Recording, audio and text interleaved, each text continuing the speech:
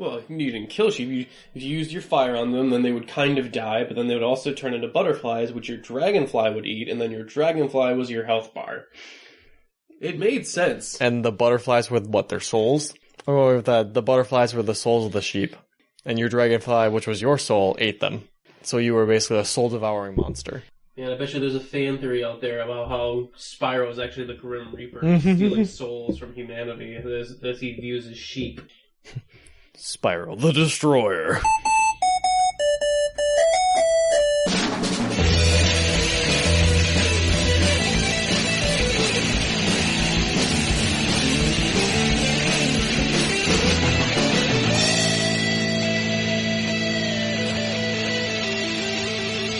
And welcome to the UGO podcast, Unapologetic Geek Out, where you can geek out with us every week and never have to feel sorry about it. I am, of course, your host, Nick, the Mark with a mic, and of course my lovely co-host to my left here, Travis, the god of the pod himself, and our news correspondent unapologist, Mr. Justin Zarian.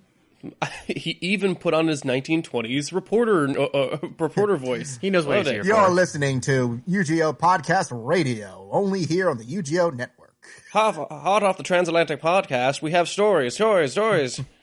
Those dirty Japs are at it again. They're bringing the news all the way here to the Breakfast Pub and the UGO Podcast and every news source in between. You know what I love about podcasting is the chance to throw in 1940s style Japanese slurs. Yes, of course. That is definitely That's what we're here for. That's definitely one of my favorite parts. I apologize. I was in character. So. But this is, of course, Justin. I never would have suspected anything otherwise. Today, guys, Terrible white man. It is the All Hail the King episode. Now that we're talking about race politics, because this is going to be our Black Panther episode. Now we are very excited to see this film, but we have not seen it yet as the time of this recording. So later in the show, it'll be posted at a later date through the magic of editing. So we are still in the dark on whether or not we liked it or not. And Justin has like 15 minutes to do the news. and we are really just about to go out and see the fucking thing. So we got to get through this real fast. So before we get to that, we have trailers for this week as well. The trailer talk. Also recorded at a different time. It is just a patchwork time. It is a time warped episode this week. And of course, we have the geek news before that, which we'll get to in just a minute. Just want to let people know that I will be at Anime Milwaukee this Saturday. If you will be in the Milwaukee area and going to that convention, let me know. I will be in my Isabella the Derpy Dragon UGO t-shirt. I'll be the one running around with a microphone yelling at people. So come say hi to me if you are there. So wait, are you going to be Michael Moore? Well, I don't have the camera crew that I have to pretend don't worry, the camera's off. Why does everyone believe that? Like when he does that, oh, don't worry, the camera's off. Like, dummy. Where's not the camera's not off? Yeah, I'm very excited to get into that. Let's see. Is there anything else I want to mention? Check out our Netflix and Kills. We've been doing those really. Oh, I had a mistake on our Netflix and Kill this morning. I actually caught a bunch of our beginning audio of audio testing before it went out. So that is fixed. If you guys were privy to that on the podcast, the Cloverfield Paradox has the beginning part of just audio mic checks cut off of it. Which is it was weird as the standard intro music played too, and then suddenly it was just mic check one, mic check one. Yeah, okay. Can you hear me, Chris? Yeah, you too. And it was just oh, well, that was weird that it ended up in there. Real professional. Let's see, quick. What are we doing this week? What are we watching this week? Let's see. We played D&D for the first time in a long time. Yeah, a couple of months. That was fun. I got to be a bugbear. Travis got to be a lizard person. I got to yell my new catchphrase, which is I used to be a person, because I wasn't always a bugbear. So my go-to move when meeting someone new is to grab them by the shoulders and yell at them, I used to be a person. He's also 7 feet tall, so that's rather terrifying. I'm 7 feet tall. I have a fedora and a whip, and the short name for my character is Indy. So, and I'm an archaeologist bugbear. Maybe not the most original character, but I have fun playing him. That's all that matters. I really enjoyed that. I'm glad we got back into that because I actually forgot how much fun it is to get into some role playing games like that. Mm-hmm. Let's see, what else did we watch? We finished Fate, the Fate Apocrypha. Fate Apocrypha, another one in the Fate series. Which, you know what? I like the Fate series. But I feel like it's a good series that is held back from being great because of just some of the. I really can't understand what's happening, especially near the end. Well, again, it is a anime series based off a bunch of visual novels. Like, not even manga. It's like literally visual novels. I think it's hard for me to understand what the stakes are when I don't understand, like, a lot of what's happening. Yeah. I'm like, I don't really understand what can or can't happen, so I'm not sure how tense to feel in this situation. It's pretty much just a fun ride.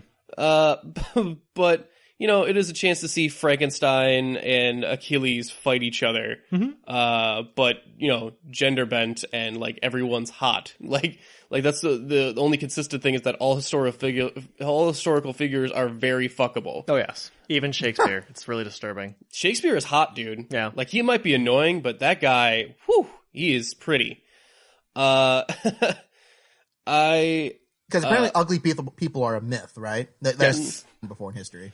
Well, all heroic spirits seem to be able to choose their own forms, which I guess, choose a hot person, so fine. And then some people choose a girl body, which leads me to question a lot of stuff. Although some of them actually are girls.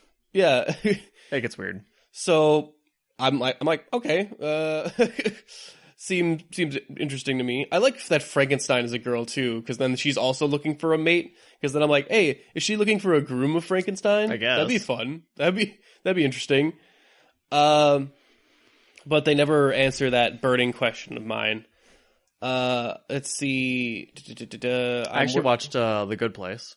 Oh, did you start watching The Good Place? It's on Netflix now. Yes, it is on Netflix. So I ended up watching the first season, which I didn't realize how much of that show I'd actually watched just from having you have it on the background. Yeah. But I was like, oh yeah, I basically only missed like the last 3 episodes. So how about those last 3 episodes? Damn. Right? That twist, we won't spoil it, but there's like a twist at the end of the first season. Oh my god. Didn't see it coming. I was like, this is amazing. Holy and apparently there's a twist shirt. There's a twist at the second season also that apparently everyone went dang like that too. So you got something to look forward to, Travis. Yes, it's a, and then you can watch the second season it's all up on Hulu. It's a show where it can just switch what it is on like a dime. It is very interesting that way. I've never seen a sitcom quite like it. I'm very impressed with it. Oh yeah, I love all the characters too. But just watch a moment where Chidi gets proposed to by 2 different people. Ezra says, "I'm out." I'm like, "Yes, run, Chidi, run!" Man, that poor guy. He's so sad. But yeah, how about you, Justin? What's been going on with you this week? Oh, not a whole lot. I had to do a revision on my internal review for my thesis, so I just submitted that today and hoping to get back, in the next few days. So that's fun. Then, I haven't been watching a lot in theaters or TV lately. I do hope to see Black Panther 2. I hope people haven't totally swamped on me because of my Facebook post the other day. You saw that, right? Yeah. I saw that. That was really funny as where Justin was worried about, what was it, IMDb reviews that you were looking at? So, okay, here what it was. It's basically I've been looking through a bunch of critic reviews, from like Variety and Deadline and a bunch of other major news sources. And not all the reviews like this, but there were a lot of reviews that had like, well, this is very important because of the historical references of this and the philosophical thoughts of 13th century conqueror so-and-so and the ideological things. And at some point I'm just like, we're talking about a movie, right? Yeah. There is a plot and filmmaking to this film.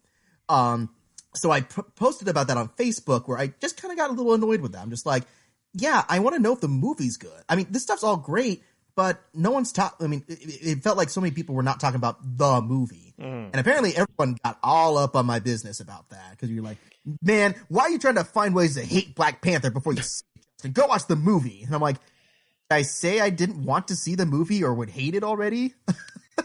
Well, Justin, if I could offer a suggestion, is that I actually agree with you on that point. I would have saved the post until after I saw it, so I could fire back with look, I actually did like Black Panther, or here's some reasons I don't like Black Panther. I don't know. I can't speak for you. We'll find out later. Yeah, no, and I understand that, but thankfully, I found out that Double Toasted saw my post too, at least Corey Goodwin and those guys did, and they more or less agreed with me. So it's like, okay, it's not just me. They're like, yeah, no, that's a very good point. Just trying to be fair and review the movie without getting overwhelmed by the politics as much as we want to talk about them. Well, so I was a little vindicated at the end. While I do agree with you, it's a certain the thing you could fall into is that, especially with movie critics, is that the Marvel films, it's almost like passe. Like, yeah, they're good, yeah, and it's like onto the next part, onto the next one, because it's almost like just taken for granted that like the Marvel movie is going to be good. So the fact that like probably the most interesting thing for them to talk about is the black community and history going into it, and representation. That's probably the most fresh and interesting thing that they can probably talk about it. So yeah, but that just can't be the only thing. That's my whole point with that. It's like, yeah, that stuff is important to talk about.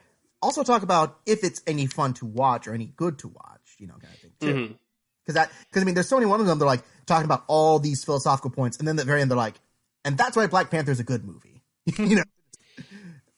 Well, I think that it sounds like more like that's probably why it's going to be an important movie. But I hear good things about, like, the early buzz says it's a good movie too. So yeah. No, I'm hoping the best. I'll talk more about that when I actually see it, of course.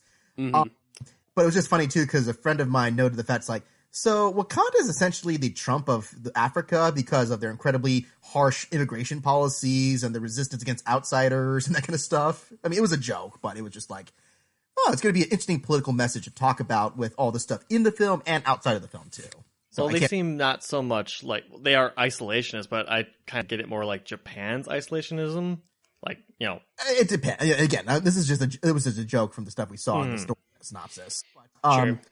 Anyway, other than that, I just saw, some stuff that we had some screenings in class. And speaking of Trump, we watched a retrospective on Arsenio Hall, the famous talk show announcer from the 90s, which indeed Arsenio Hall was great. He was a really, really cool dude today.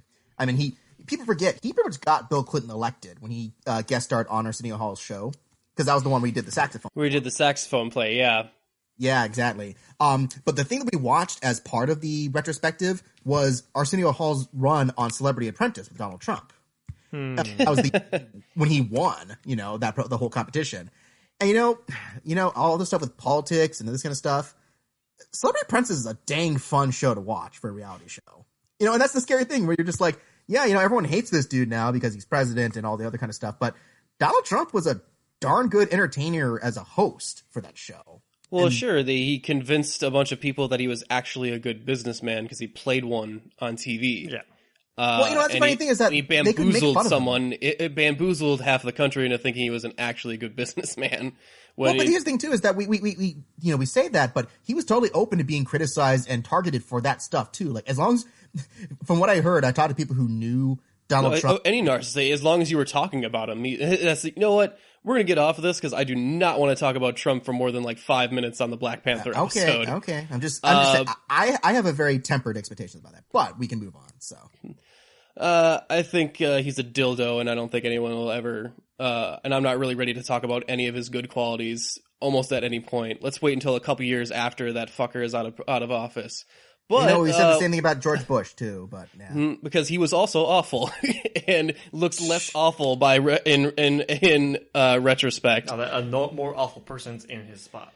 But being afraid of getting too liberal on this podcast, how about we just go to This Just In with Justin? Yeah, with all of my very conservative news that I have here today, with my viewpoints. No, so this ought to Black Panther's Trump. No, that's what I heard. Say if it's, yeah, I mean, when I go back and remix this, that's basically all you're going to say the whole podcast. So yeah, get ready for that. It's even worse than Ant-Man and Guardians of the Galaxy 2. No, it's not going to be that. So the first one here is just kind of a fun note. Firefly is technically being continued in a new book series that's actually going to have Joss Whedon on board on the writing staff. So we're actually going to get more Firefly stories in the future. Oh, some light novels or is it a serialized thing, or are they more like standalone within themselves? I guess they're serialized because I mean they are canon apparently. That is confirmed. So these are actually going to be the continued adventures of the crew on the Firefly. Well, I do like the comic series that they recently put out. Yeah, so I don't know if that's still canon because of that. Maybe. So yeah. Well, sometimes they like to shake it up. I don't know. But any more Firefly in any way is pretty good for me. I love that show. Oh, absolutely. Now, this was also on the heels of last week's sad story that Reggie Cathy, who is a great actor, one of those great supporting players, and had one of the craziest, deepest voices that you've ever heard. If you know who he is, he's the guy from House of Cards, who was the barbecue guy. Yeah, so he passed away last week, and they just revealed that his final performance is going to be playing Luke Cage's dad on Luke Cage Season 2. Oh. Mm-hmm. Which I remember him. I actually have been recently watching The Wire, and I think he's on a small role in there. Oh yeah, he's a major player on that show. And actually, David Simon was one of the first people to say anything about Reggie Cathy after he died. Just like, yeah, that dude is amazing. Like one of the most professional and awesome actors you'll ever meet. So real shame that we lost him. Mm-hmm. Apparently, they confirmed in Deadpool 2 that Shatterstar is going to be a character in the movie. So Shatterstar. Oh, he says Shatner Star, and I was like, Shatterstar. Hey, Deadpool, I really want to talk to you about Mr. Wilson, I don't understand this merc with a mouth concept. Are you a merc? Do you have a mouth? What's going on? Now, I want to see that movie now. So who the fuck is Shatterstar? Apparently, he is someone notable enough to say they need to confirm him. So I think he might be a part of like X-Force or one of those other like side comic storyline characters.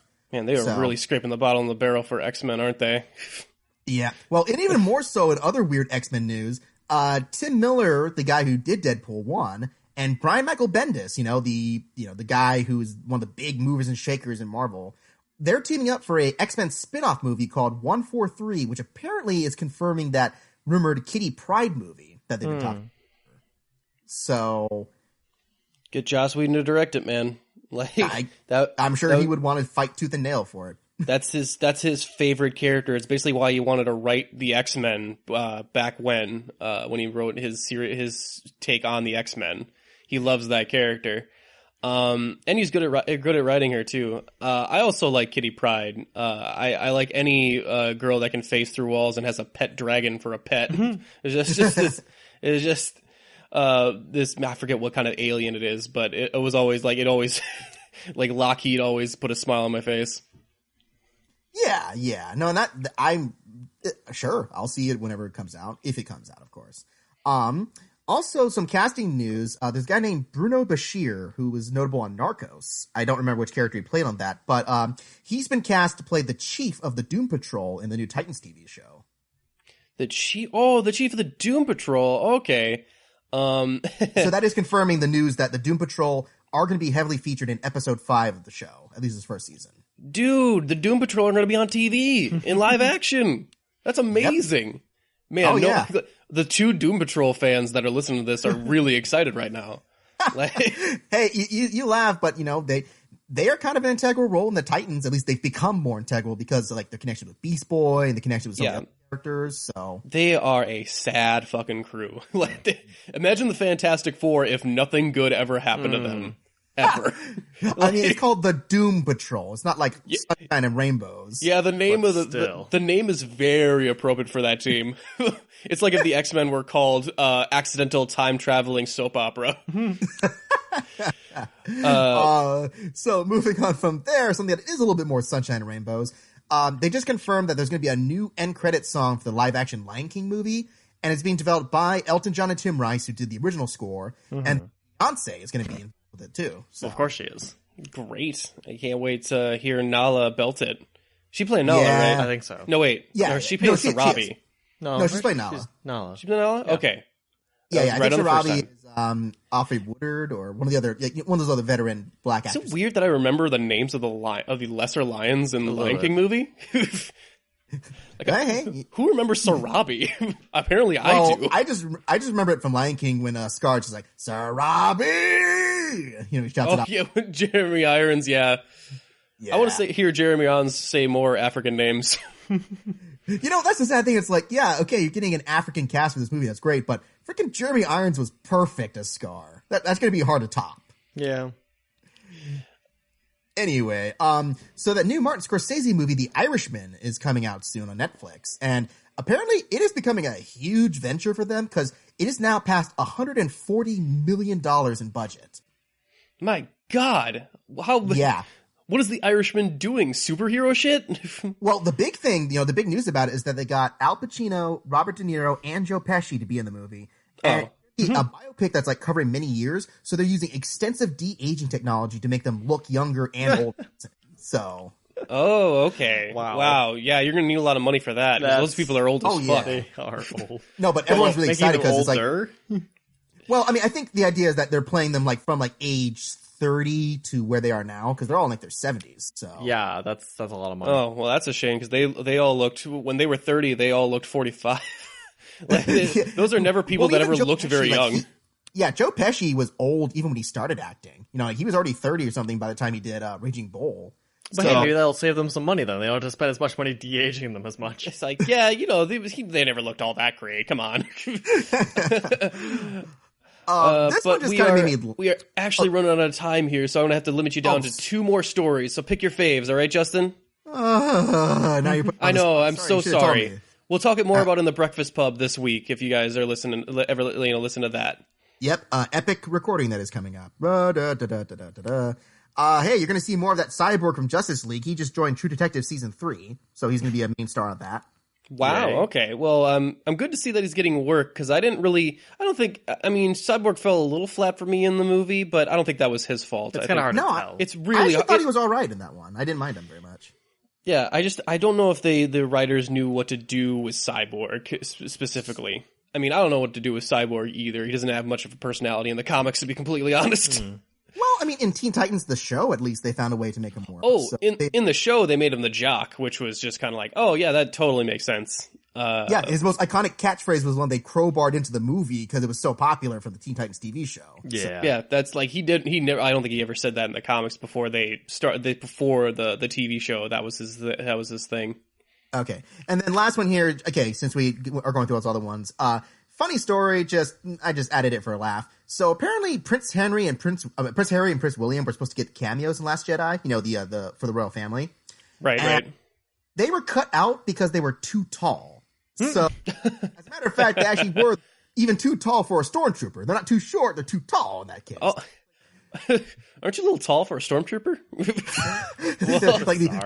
I want to see these 6'5" stormtroopers walking alongside them, just like these guys. Man, they should have just made him a heavy class stormtrooper. Or just have him flank Phasma. That'd be amazing. Dude, that would have made that fight scene so much better if that had been the case. If Phasma was flanked by 2 other silver giant stormtroopers, There's more of them. It's a race of stormtroopers. Maybe that fight scene wouldn't have sucked so bad if they were in that. Well, I mean, they obviously could worm their way into the next film. I'm sure they might be able to get more cameos, but that is pretty funny that they got outed, because it's like, no. The Imperial Academy is not only is it racist to the Empire, but it's also heightist. You have to be tall or this short. You have to be this short to be a stormtrooper. You must be this tall, not an alien, and British or something. We had a point where we hired multiple heighted people, but then some short kid that shouldn't have got in and no one knew it. So now we're making sure that everyone's the same height. Everyone's got to be the exact same height, so none of those short and or tall motherfuckers can come in and steal our princesses. Well, and apparently that was a thing in motion, because he was too short even for the standard. Because I guess they're going by clone mentality that everyone was the same height anyways. So it's like, well, they were all the same height when they were all the same person. Let's just keep that a tradition. Yeah, man, I could get into it on how the in the actual canon, the clone troopers got aged out, and they actually started to mix in the clone troopers with other things. You know what? I'm not going to go and get into it. But we don't have all day. It's a useless information that doesn't matter for a bunch of faceless fucking henchmen. But. Thank you so much, Justin. I'm looking forward to recording with you for Breakfast Pub, which is on the lovely oneofus.net, where not only does Justin do the notes for the Breakfast Pub, he also hosts the Eye on the Prize podcast, which you can go and listen to, where he, talks about upcoming award shows and movies and all that's the good stuff. And just follow him on there. Does that have a Facebook page, a dedicated Facebook page, or is it just on One of Us, the One of Us page? Yeah, no, it's just part of One of Us. So we don't part of have One of our Us. own. Yeah, people message me all the time because you can find me on Facebook and just ask me questions or message me. But yeah, we're affiliated with the main site. Gotcha. All right. Well, thank you so much. We are going to take a small musical break, and we'll be back with the trailer talk right after this. Yo, Tom from Toonami here. You're listening to the UGO podcast. And I hope you all are ready, because Trailer Talk starts now. And welcome back to Trailer Talk, guys. Oh, man, it is another week full of trailers. We're catching up on some of them. I see, because we're actually doing it twice in a row, which we have not done in a while. Of course, they all had to drop on the Super Bowl, and we've been trying to catch up ever since. So, yeah, we got our first one here. We have Something good? the Mission Impossible franchise. Sure. So despite it, Tom Cruise he's gotta be like 50 now, right? He's still kicking it, still doing the running around and whether he should or not, and driving on crazy vehicles and doing the crazy stunts and all that shit. They also dropped a trailer during the big game, the Super Bowl, and yeah. So I mean, have you watched any or maybe I've watched all of the Mission Impossible movies? Of course you have. They're terrible. They're actually not though. They're boring. Like actually 3 is okay. 1 and 4 and 5 are actually pretty good levels. 4 is super good because it was also made by one of the Incredibles guys. I think Brad Bird even was the director on that one. Okay. It had the Abu Dhabi thing. It brought back the team element. I just find Tom Cruise to be boring. Well, that one had a focus on Jeremy Renner. Well, that'd be better then. He was supposed to take over the franchise after that one, but Tom Cruise didn't like someone else running. No, he snatched that back real quick. Poor Jeremy. But yeah, they're kind of like the American version of like James Bond or whatnot. I don't like those either. So man, Travis does not like spy movies. No, not really a big fan. But you know what? They're kind of all up their own ass. So let's see what he thinks about the new trailer for Mission Impossible Fallout. It's up its own ass. Your mission, if you accept it. should you choose to accept it. Well, since we've never started one of these movies with "No, I won't." Did you ever choose not to? It's okay. No harm, no foul. The end you always feared is coming. Man, what is it with this John Wick And the suit? blood will be on your hands. The fallout of all your good intentions. You had a terrible choice to make in Berlin. One life over millions. And now the world is at risk. This is the CIA's mission. If he had held on to the plutonium, we wouldn't be having this conversation. We'll just have Superman over there fly into space. Yes, they would. That's the job. No, it's not Superman. He's got this thing on his lip.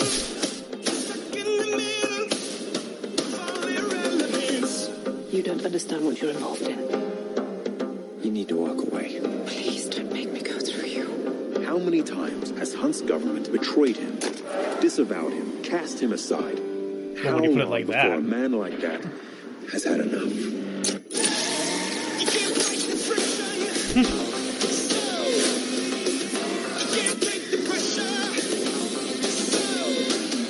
That's pretty cool. I think the tank there was probably flipping around. Maybe we need to reconsider that.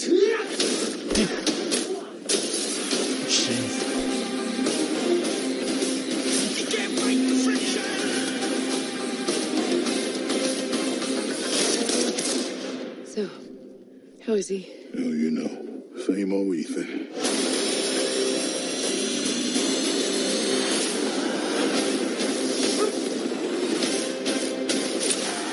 Man, Tom Cruise, you keep hanging off stuff.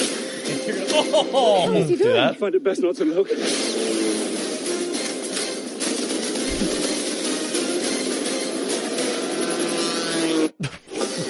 Oh shit. So that was the trailer for Mission Impossible Fallout. I really, you know what, I have a special place in my heart for the Mission Impossible films. See, this one's directed by Christopher McQuarrie, one of the writers from The Usual Suspects, Edge of Tomorrow. What else he's directed on? But he's did some. He's been the writer on some of the other Mission Impossible films as well. Okay. Seems like Tom Cruise. Yeah, it's you know, they seem to keep these franchises pretty consistent. Like, they keep getting the same cast back. They seem getting Simon Pegg, Ving Rhames always seems to get a job. I didn't see Jeremy Renner at all, so that was sad. I like his John Wick suit here. I'm not sure what he's this all dressed in black thing. That's not usually Ian's MO. I'll be honest, I didn't actually realize this character had a name. Or Ethan, I should say. Ethan Hunt. He's got one of those spy, like Tom Clancy names, you know? I always assumed his name was Tom.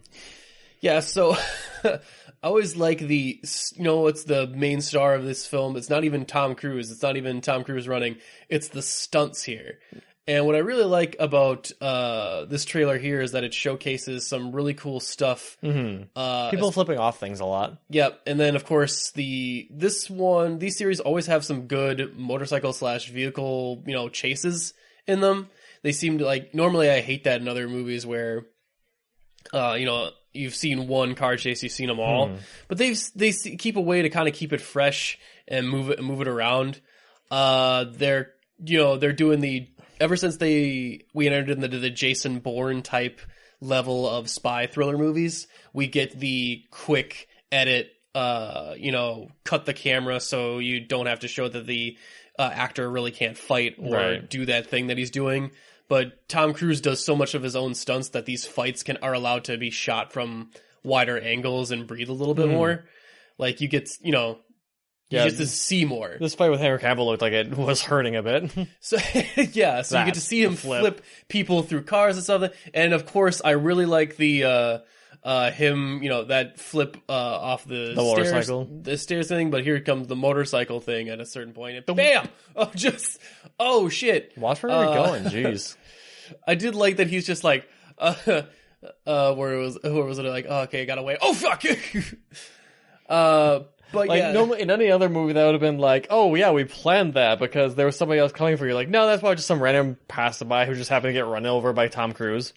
So, I mean, I think that's what makes these movies stand out over other spy thriller movies. It's just that you get to, you really get to feel some of these impacts with, the landings, the, Tom Cruise hanging off stuff legitimately. There is a level of tension where he's just hanging off this thing, and you can actually tell, like, hey, that's not a CG character, that's a dude, like, actually hanging off this side of this thing. Yeah. So that's pretty cool. Man, it does, like, he gets serious whiplash. And oh my god, I really should have let Jeremy Renner take over after this. Like, I love that. He's gonna stay in his movies forever or die trying. Yeah, so I guess my main thing is just that they always maintain a consistent, B-level, junk food movie type quality to them that I appreciate. Yes, you do. So I am looking forward to Fallout, because Mission Impossible it never changes. The IMF. Oh, good lord. Should we move on to our next one? Sure. Okay, how about this one? Might be your cup of tea. You love The Rock, right? Well, yeah, who doesn't love The Rock? Monsters. That's who don't love The Rock. No, wait, his next film was Rampage. Then one of the monsters in there love him too. So everyone loves The Rock. Everyone loves The Rock. So why are we loving The Rock this time? Well, you see, The Rock has done many things. Yeah. He has done the Fast and Furious franchise. So he's gotten involved in spy thrillers of his own type of way. He's tried the reboot comedy sort of thing with Baywatch. That really hasn't worked out. He's doing giant monster films. He's even done some heartwarmed comedies, like, you remember The Tooth Fairy, everybody? I remember the Mummy movie. Also The Scorpion King. Yeah, that one. Yeah, how could I have forgotten about the Scorpion King? Because I'm like everybody else. Also forgot about it. Even The Rock forgot about the Scorpion King. But he's never done a Die Hard movie before. And I don't think he ever will. So he's going to do the next best thing in this skyscraper movie he's involved in. So we got the trailer here. Here's another Super Bowl trailer release. Let's see what we got here. All right. You are as handsome as everyone says you are. FBI, show me your hands! FBI? Why do you look dressed like the army? Yeah. Oh, jeez.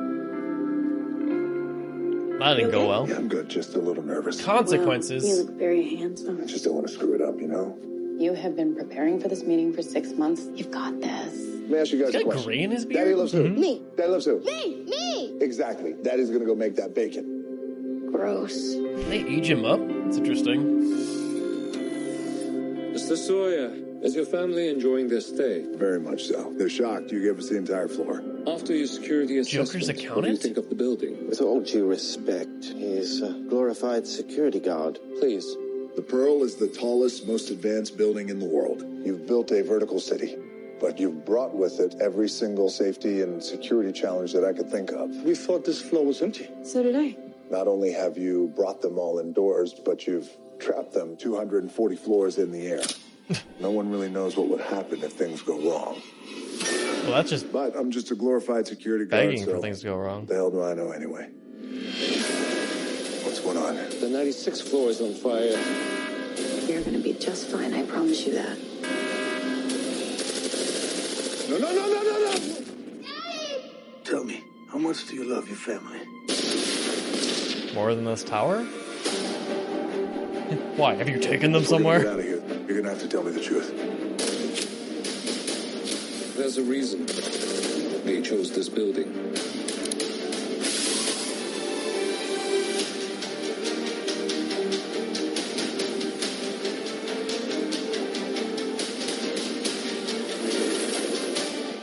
My family is the only thing that matters to me right now.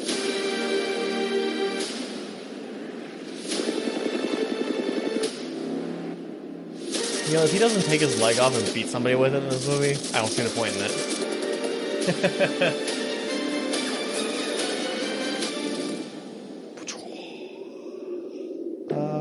Hopefully my Fast and the Furious skills have transferred. Right? Get this man a car. Oh. Well, that sucks. Oh man, this never happened to John McClane. So yeah, that was the trailer for Skyscraper. Interesting. Yeah. I mean, with these rip-off, Die Hard movies, you always have the, kind of 50-50 on whether or not they're worth a shit. Sometimes you get a speed or something like that out of it, but I don't know. This one seems like a mix between not only Die Hard, but Towering Inferno. Yeah. So it's kind of got the disaster movie feel as well as the Die Hard movie feel. Also kind of like this bottle movie with like just being in this tower kind of reminds me of Dread. Yeah, I mean, there's that too. I like, this guy here, I forget the actor's name, but he was the Joker's accountant in the Dark Knight film. So I always imagine he's got to be turned out to be evil later, right? Yeah. But then again, there's this guy in the background, which see if I can find a closer up shot of him, where he's like, oh wait, no, he's definitely more evil than that guy. Let's see. I don't see Although that one scene over there where like a fist comes on the wall, wasn't that The Rock's arm? I mean, I guess it was. Because they made it seem like, oh my god, there's something's going wrong. And my first reaction was, wait, is The Rock the thing that's going wrong here? Because if The Rock is the monster of this movie, that'd be amazing. But that would be a much more entertaining movie, to be honest. Yeah, so I think we have dueling bad guys here with with our Council of Doom, which I love that their table is just even just looks evil.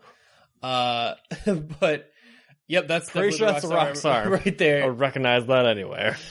Yeah, I love The Rock. I love action movies of varying different qualities. So the lesser the better for you. I'm surprised to see Neve Campbell here. That was interesting to see her. Or is that Selma Blair? Let's see if I can find it. Also, what was with the green dragon head? I'm not sure. I guess it must be, there's always a secret way into, a secret way into like some sort of facility or something that's in the skyscraper. The director is Marshall Thurber, who has directed Dodgeball and We're the Millers. Wow. Which were actually, I actually like the We Are the Millers. It's been a while since I've seen Dodgeball. Yeah, I'm not sure Dodgeball is one of those movies that actually hold up. Can't remember. I remember it was last time I thought Ben Stiller was anywhere near funny. Yeah. It is Neve Campbell as his wife. So, I mean... It didn't really seem to have anything that really pulled in it, though. I mean, I like the fact that they've got the Rock's, they got some gray in the beard here. I'm not sure if they aged him up with some, dusting some powdered donut dust on there, or if maybe he's actually just starting to get a little bit older. Maybe. I think is this his daughter? Because it looks a lot like the girl that played his daughter in The Tooth Fairy. But maybe he's there. I think they might have actually used his actual daughter. I'm not sure.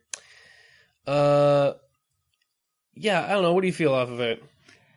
I don't know. Nothing really pulled from it, I guess. Like, it seems to be taking a little bit from a bunch of different movies, and just like, a little bit of Taken in there, Mission Impossible, just a little cherry picking for everything, and that doesn't always make a good movie.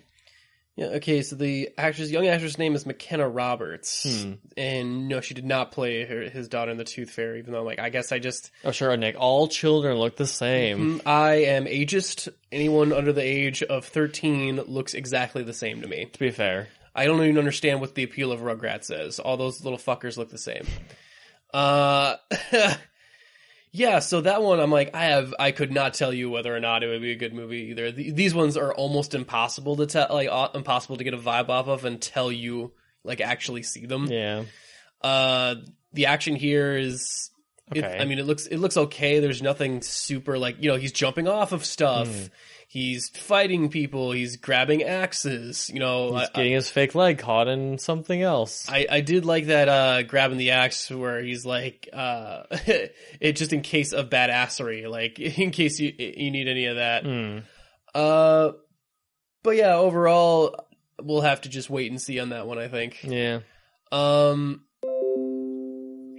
yeah, should we move on to our next one? Sure. Let's see here. Although, did it stop the recording? Yeah.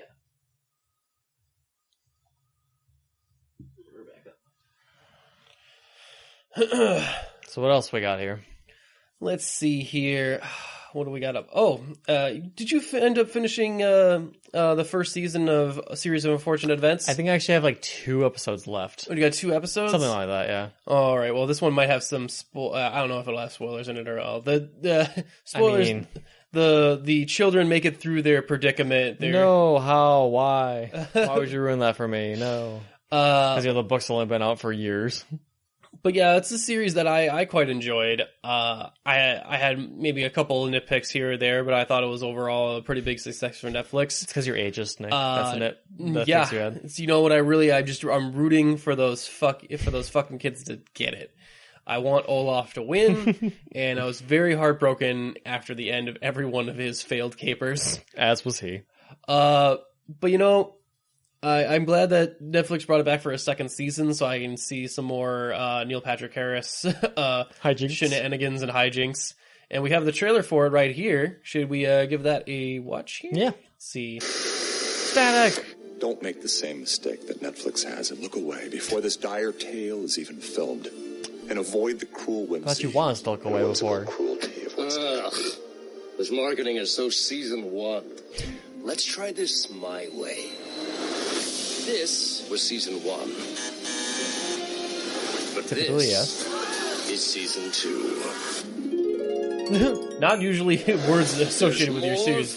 Bad to worse. More treacherous villains. Angry villagers. Burn them right now! Unwanted elective surgeries. Skull drill. I'm not sure if I wanted more of that. Man-eating lions. More violence, fire, and despair. Hello, hello.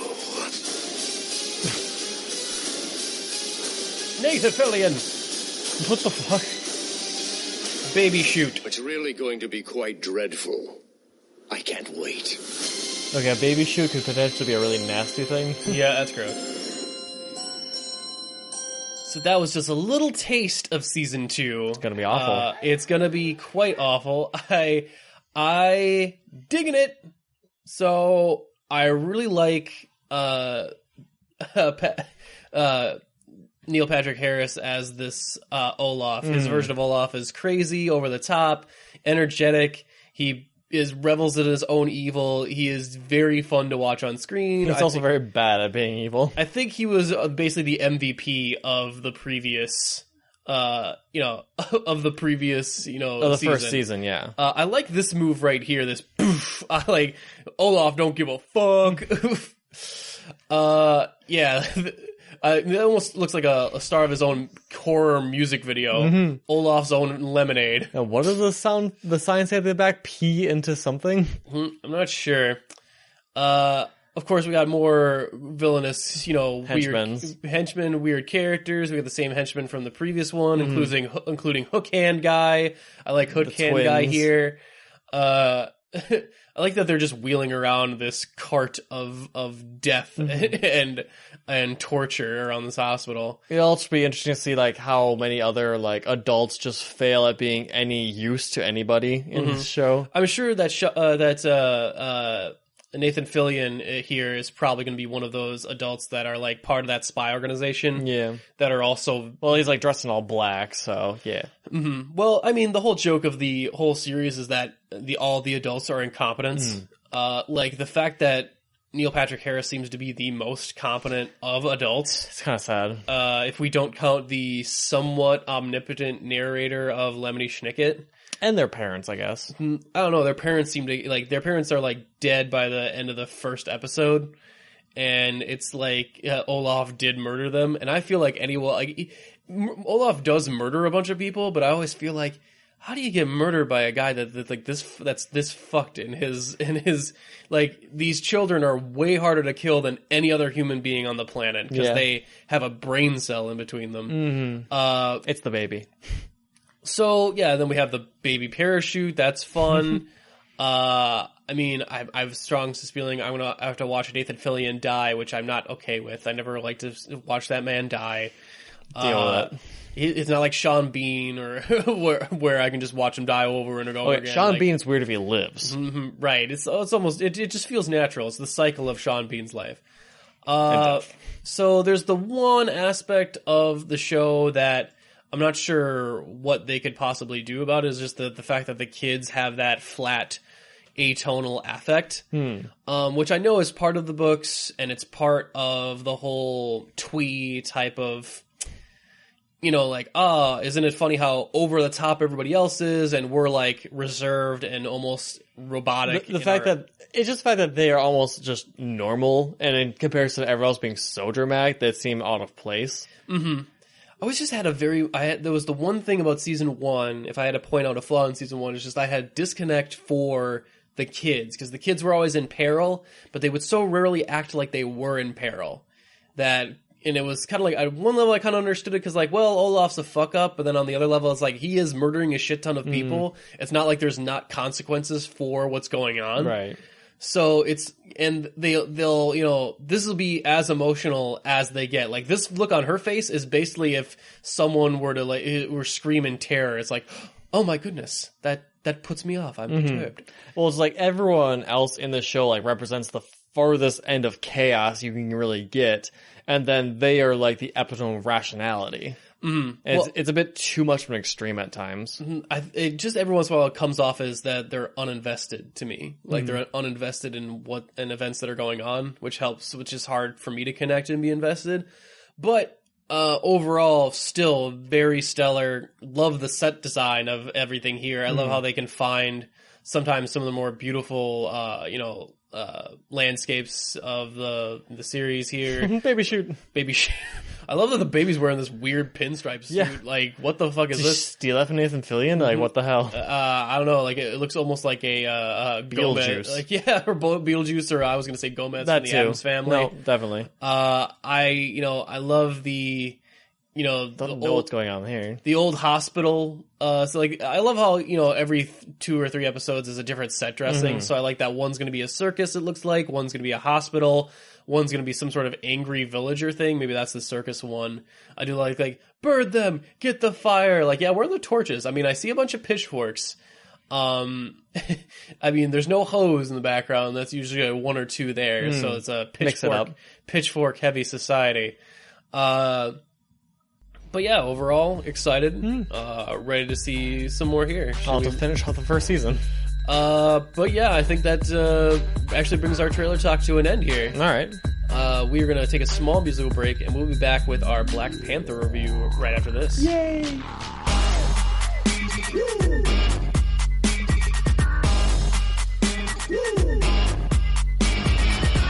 Step into the spotlight.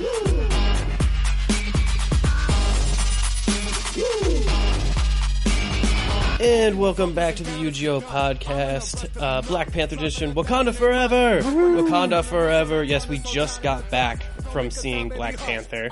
Doing it live, yes. So, live reaction. Right now, my honest reaction is, I loved it. Yeah.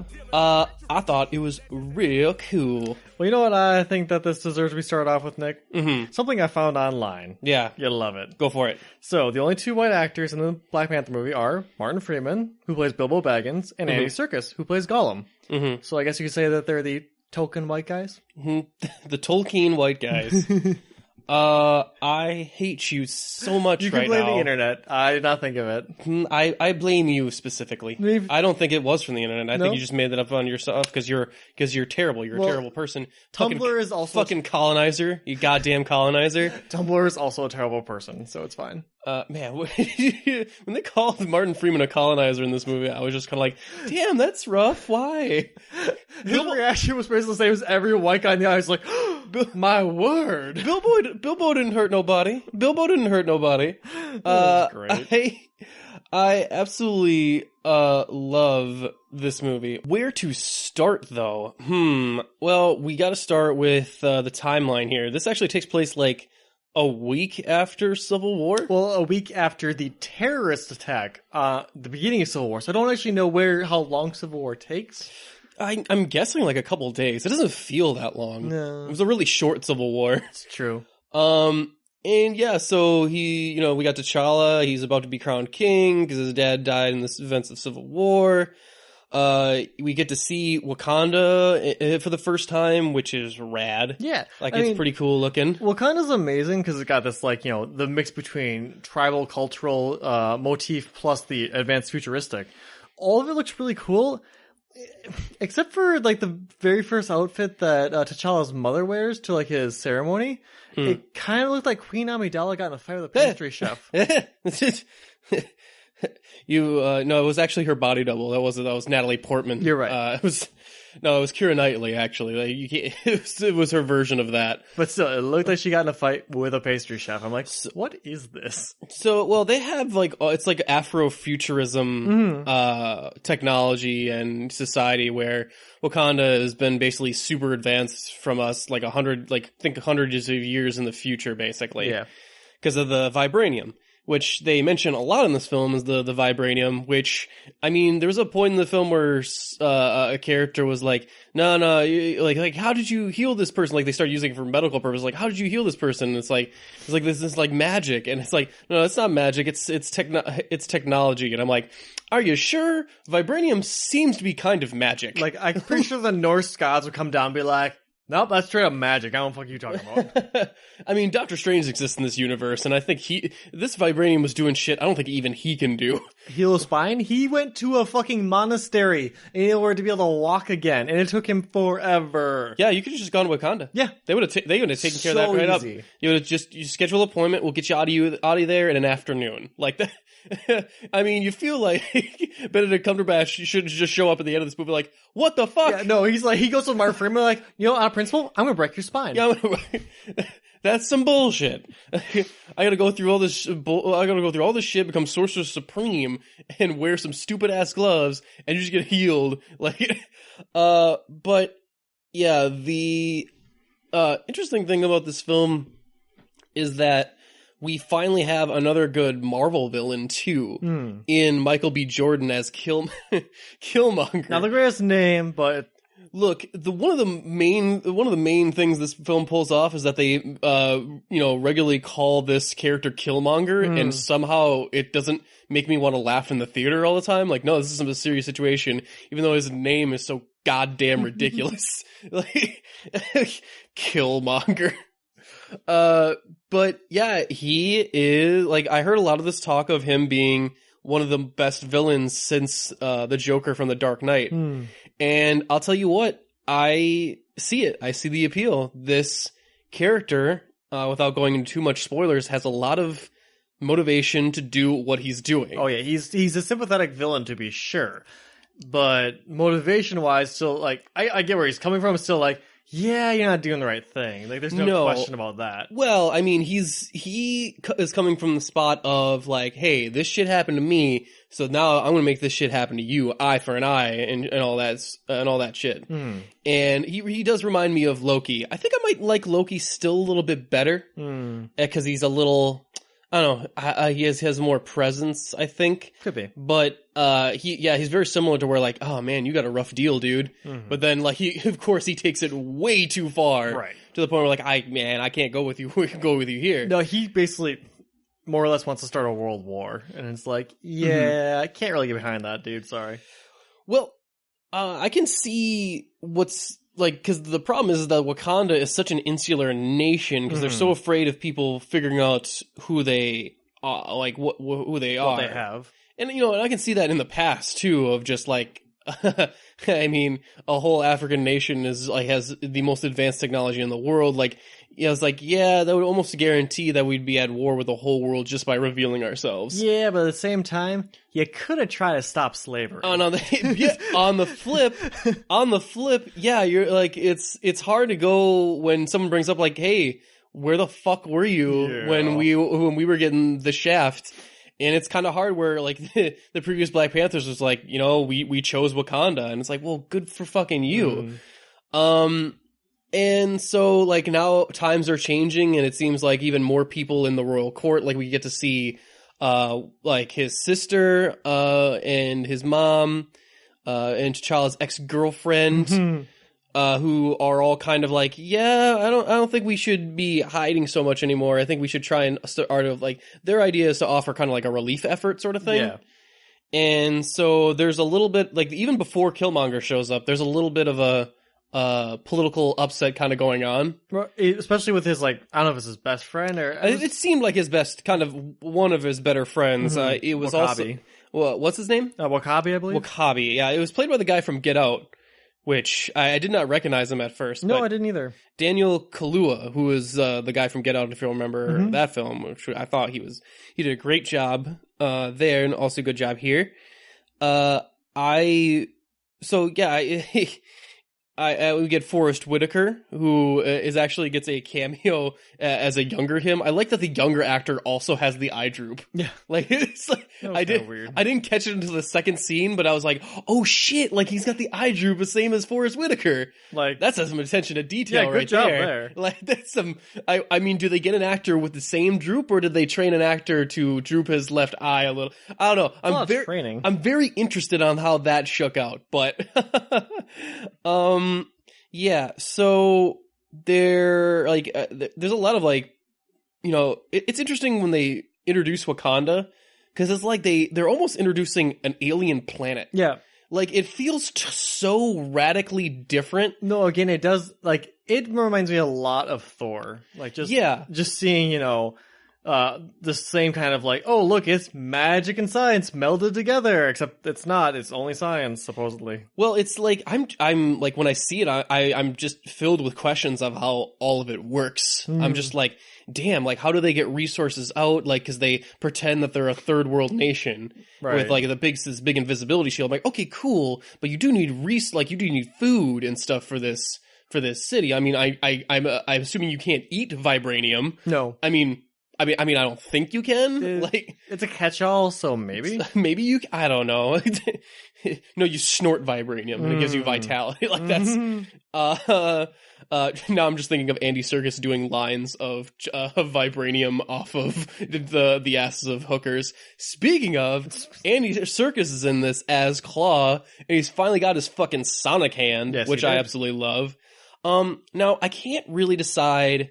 I'm of two minds of Andy Serkis because I like how silly he is sometimes. He was having a lot of fun. Man, he's so much fun in the beginning part of this. And then there's like times where I'm like, I think it's too far. When he's jumping up and down, like after he blows up something with his Sonic hand and he runs out of the car, he's like, that was awesome, man. And I'm like, wow, you're coming off as white surfer douchey. And I'm not kind of down with that, but I'm down with other sillier parts.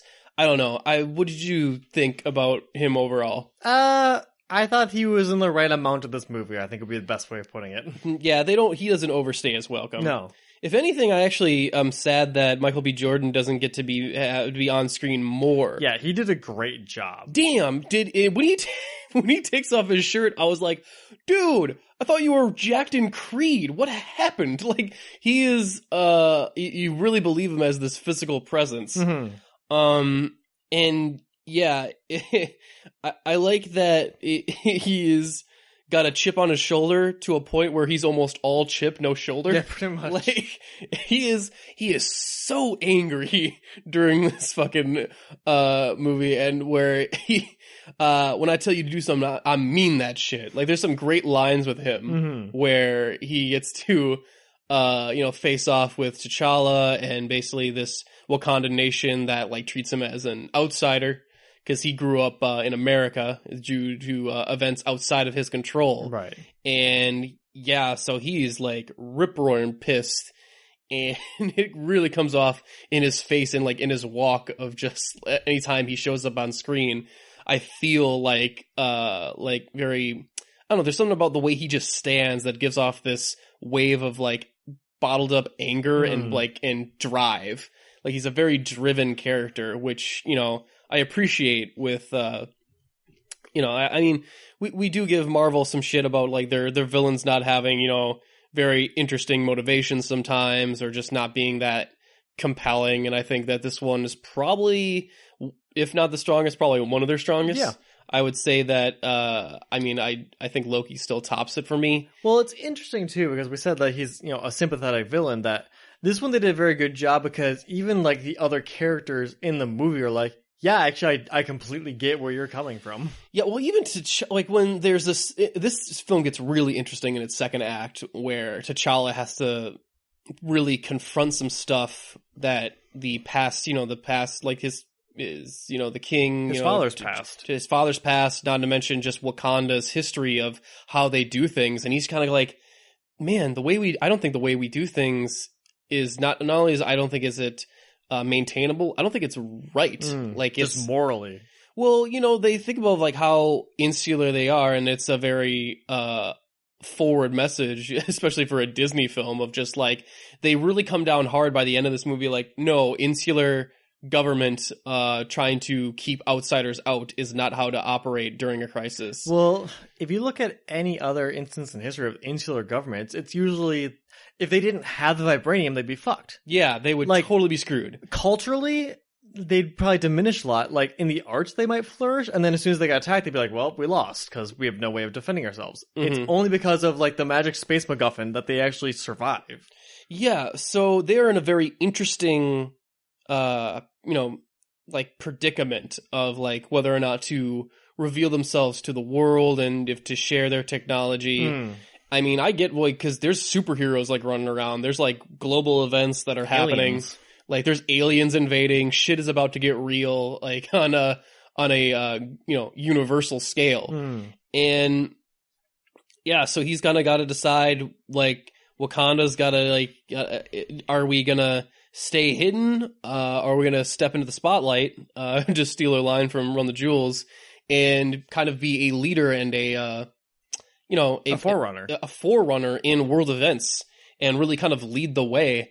And it really made me think of just like, it's kind of like, yeah, Wakanda is the new America almost. of like when how we used to be at least in the world stage of like, hey, we can really take charge and America first, and provide relief effort and be a forerunner in international politics.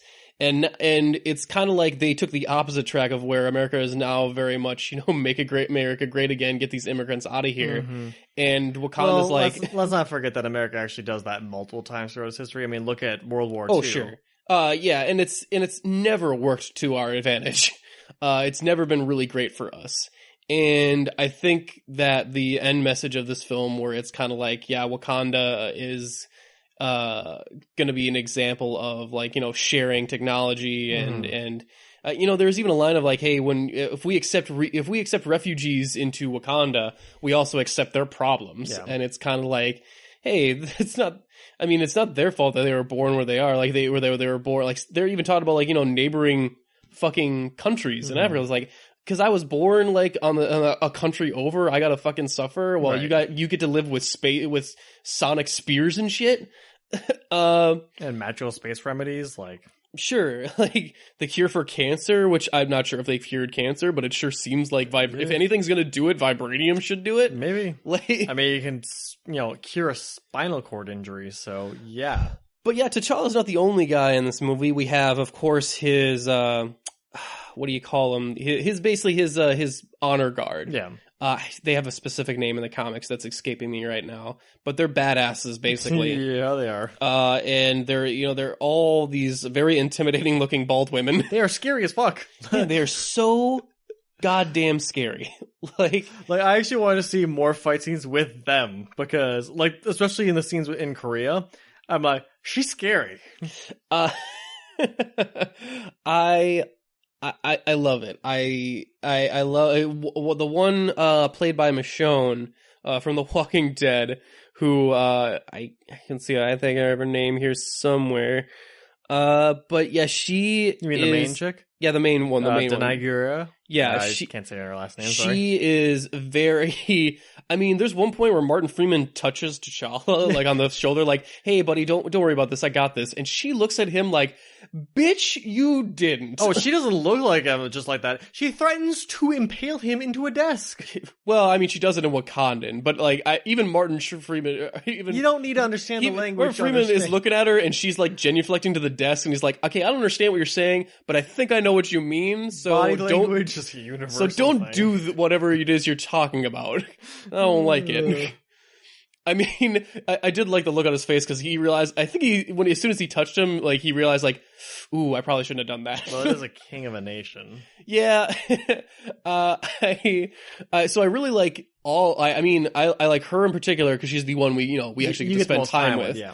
But they're all pretty intimidating, and just like, just in that casino scene where all of a sudden she's like, well, shit's gone wrong. I'm just gonna flip a spear out of nowhere and just launch it at people. I'm like, Jesus, she was fucking people up in that scene. Oh god, like she was when so she decides to violent. like break the balcony and jump down, I was like, that's terrifying. You're awesome. There's a whole scene in South Korea where it's basically like a James Bond riff of just like, hey, Black Panther's basically like a mix between James Bond, Batman, and Iron Man, right? Pretty much. So let's just do that.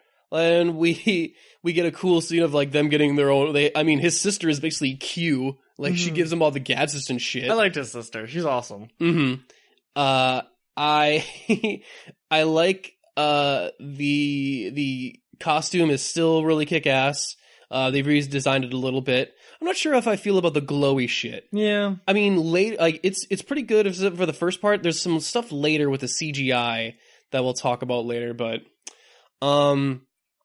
yeah, I like the Korea scene, like the car chase is pretty fun, where I mean they're even using like vibranium weapons where I was just like, how strong is this shit? It can barely take over cars and they got like crazy ass technology. Like their technology is super nuts.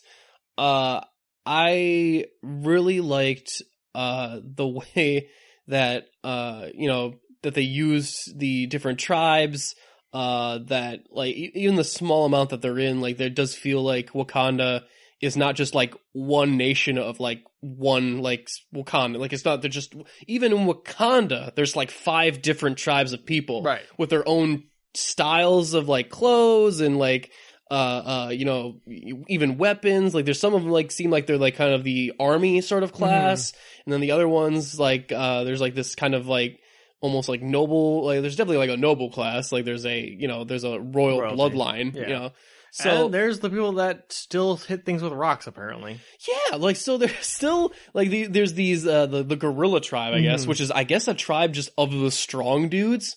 I don't think any one of those guys was under like 6'4". They're all giant people. It's like true. I mean, you'd figure there's got to be one of them that's short, right? There's gonna be Kill your short people. Like is their shortest person like maybe when you get under like you're 5'11", oh you're exiled from the tribe. I'm sorry. Get out. You got to get out of here. Like I remember wrong. They're all unbelievably huge people. But yeah, they apparently don't. Ever since they founded Wakanda from the 5 warring tribes, the other 4 tribes have kind of like coexisted. But then the 5th tribe is kind of like, we're not really with you. Dwarves and go into the mountain. And they go to the mountain, yeah. And I'm like, wait, is it the same mountain of the vibranium? No, it's a different mountain. Yeah, like it's a different mountain range. Colder climate. Yeah. And they just, I guess they don't like how Wakanda is ruled, although they must still abide by Wakandan rules of not, showing themselves to the outside, right? Like, so there must be some sort of, I don't know, I have a lot of questions about how the diplomacy worked. I don't think it matters if they do show themselves to the outside, because they don't seem to use vibranium at all. Do they not? I was going to ask I'm pretty sure they did not use vibranium at all. Because even during some of the scenes where they become more prominent, they seem to not have vibranium weapons. No, like, as far as I can tell, we only saw M'Baku hit people with a rock and stick. Mm-hmm. I mean, I'm pretty sure that wasn't made out of vibranium. It sort of looked like a rock and stick. Then again, they did have like vibranium axes, the movie showed, so I don't really know. Yeah. So yeah. I mean, I have a lot of good things to say about this film. I think couple of the things that were problems for me, and like, yes, this film has a couple problems in it. One, ending is a little like, okay, the ending is really cool because we get to see, a big battle. A lot of the cool new weapons get to be even used. There's a point where they start to bring out certain animals that Wakandans have been using, and the CGI on there is a little hit and miss. Yeah. But still, it's still fine. Also, it's hard to go into it without spoiling it, but there's a certain thing that facilitates the ending where it's a little too neat and clean, where it's like, well, I guess we won that one. I'm like, wait, but didn't you have to like make a deal with like how does it work afterwards with the tribes working together? Like isn't there like political strife after the initial conflict, even if that's just over? Well, like it really just stops with that. They had like a bunch of infighting. That's not going to just end just like, oh well, everything's better now. Like, yeah. Now, like, one of your sides is a traitor. Yeah, so I feel like that could have used another scene of like, hey, yeah, we know that this happens, so we're gonna have to take care of this sort of thing. Like, it felt like that was not I don't know. I mean, of course, there's gonna be sequels, so it's not like they couldn't address it later, right? But yeah, so I felt like it wrapped up a little too clean, a little too neatly. Also the CGI, even with the like Black Panther, I mean, in the trailer you see the multiple Black Panther suits. Like Michael B. Jordan gets one as well at some point, and that CG on there is just kind of like, it starts to look like cartoon people. At a certain point, I don't know why. I was just kind of like, maybe it's the highlight of the color on the suits that I'm not digging or something. But like, it felt like there was just a not as big of a rendering pass at that, where I was like, oh, this could have looked a little bit better, I think. Especially the longer they, like, once you get 2 of them, you just see them on screen more. And it's just kind of more noticeable then. Sure. Also, I mean, I don't know where Captain America is.